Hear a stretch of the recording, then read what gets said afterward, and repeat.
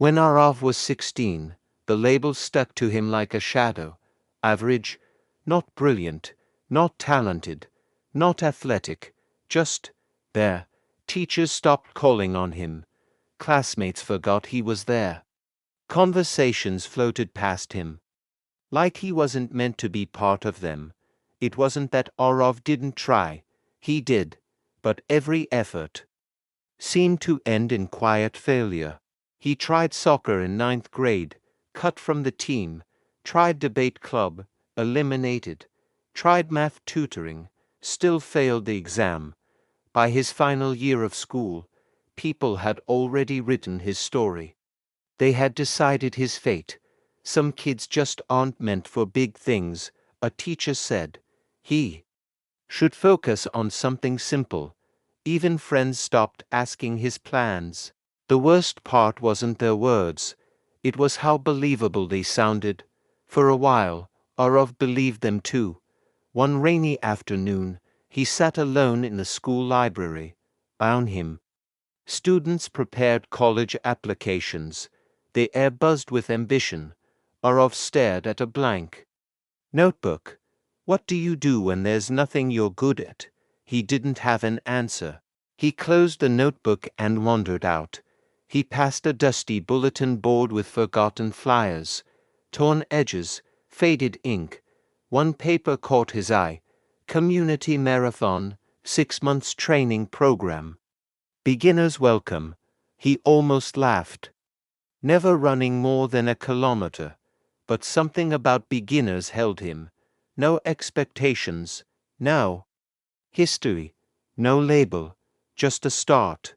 He tore the bottom slip with registration details and shoved it into his pocket. The first training day was brutal.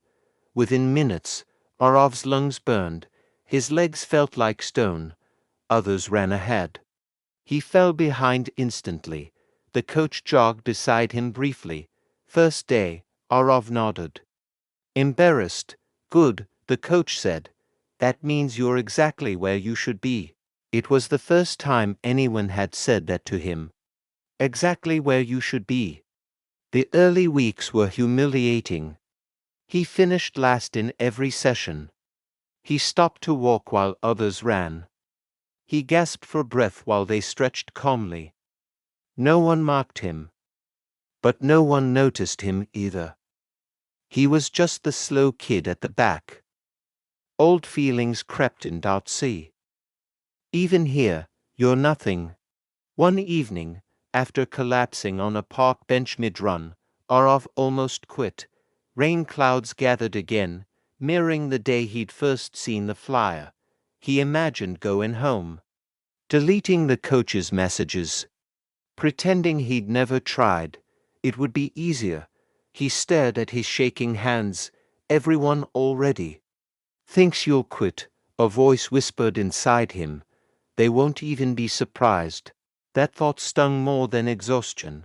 Because it was true, he stood up, slowly, painfully, and started running again. Not fast, not graceful, just forward. That night, something shifted. He realized he didn't need to outrun anyone else. He just needed to outrun the version of himself who always stopped. Months passed.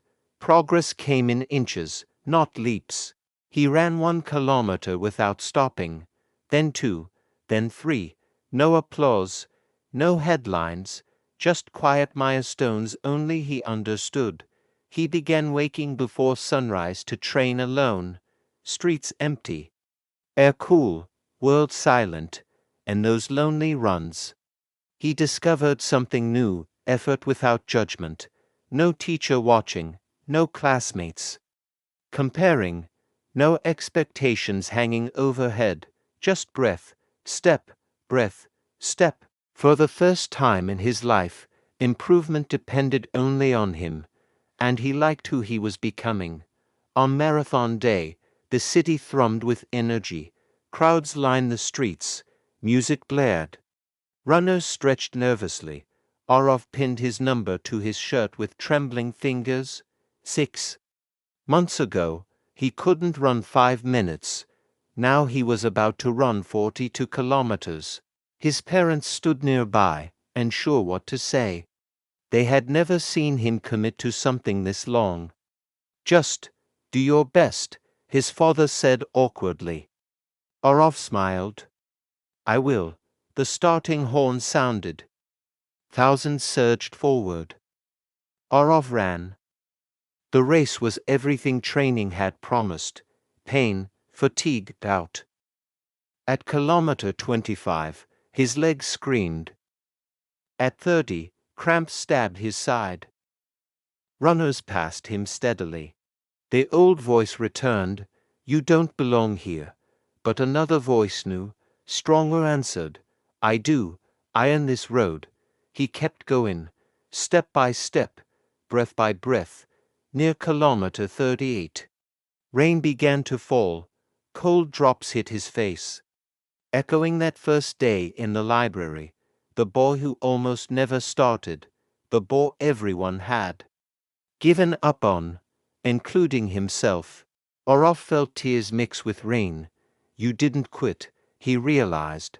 Not when it was embarrassing. Not when it was lonely. Not when it hurt. For the first time, he wasn't running to prove others wrong. He was running because he had proven himself right. The finish line appeared at last arches. Banners, cheering crowds. Orov crossed it staggering, exhausted, and smiling through tears. No podium awaited him. No medals for speed. No headlines. Just a finisher's tag placed gently on his neck. Yet in that moment, he felt taller than anyone there. Because success had never been about winning. It was about refusing to disappear. Later, his coach found him sitting on the curb, wrapped in a foil blanket.